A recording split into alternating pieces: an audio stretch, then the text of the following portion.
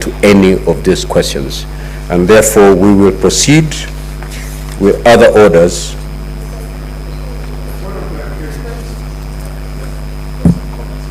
Yes, Senator Boni. Mr. Speaker, sir, we hear you. But from your communication, the Prime Cabinet Secretary has alerted Senate this morning. The Cabinet Secretary at the National Treasury has alerted the Senate this morning. Mr. Speaker, it should also occur to this House that this is not the first time the Prime Cabinet Secretary is failing to appear before this House. And Mr. Speaker, if this does not imply attitude, then what does? The Cabinet Secretary has an attitude about this House. He thinks, Mr. Speaker, that the House is waiting for him so that this morning it discovers that he's not around. He had a 7-day window during which he knew he was going to travel, or he was traveling. He should have informed us. This is the time for now us to sanction the Prime Cabinet Secretary so that he respects the House of Equity that represents the 47 counties of Kenya.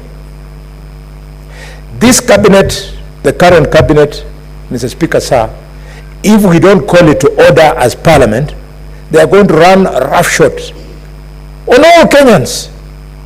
Same applies to Professor Njukuna Ndung'u. Mr. Speaker, probably Shingo Upande, quote unquote, we can accept the one who is in Dubai because he had the courtesy of informing us earlier. But these two, and they represent two critical portfolio, they must be here. I beg you today on this standing order, you sanction them. Otherwise Parliament will start looking like a barasa in Malinya, in Mutuapa, in Iloangilani. That cannot be the case. In Manyora, who are they to challenge Senate? Who?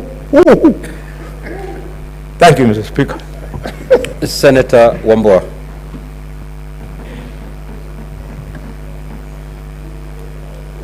Mr. Speaker,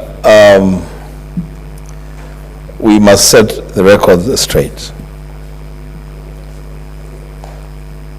When sufficient notice is given to a cabinet secretary to appear before a committee of parliament, there can never be an excuse for not appearing. Being on a trip abroad is not a reason for not appearing before a committee of the Senate. It's actually a very shameful excuse. Mr. Speaker,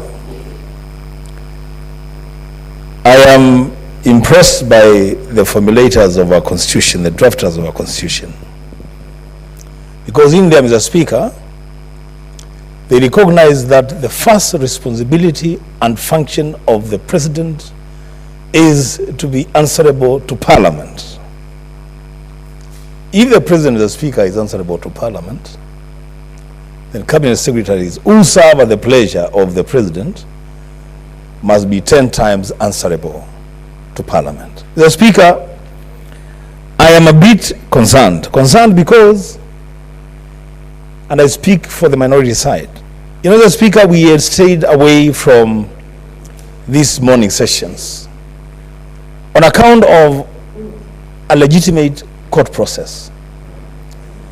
And once that process has ended, Mr. Speaker, we are back to engage. I don't know whether the cabinet secretaries are afraid of the presence of the minority side in the House and they don't want to face the tough questions that they have to face. Mr. Speaker, I want to plead with you,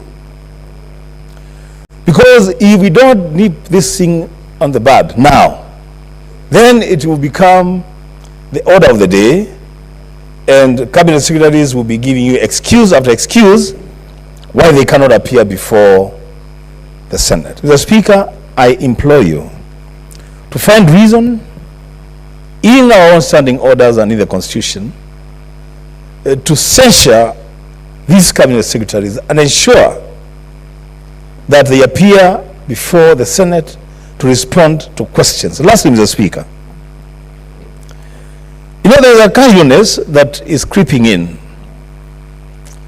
that a cabinet secretary would have the audacity to write to the Speaker of the Senate of the Republic of Kenya in the morning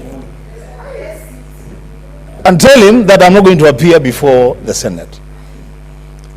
Mr. Speaker, I think I know you, Mr. Speaker. Do something. Don't allow these people to mock you because they are mocking you. Mr. Speaker, you sit there and on behalf of 47 delegations in this country, 47 counties. The questions that we are asking these cabinet secretaries are not on our own behalf. We are asking these questions for the benefit of the people of the Republic of Kenya, Mr. Speaker. Mr. Speaker, do something. I thank you. Senator Kathure.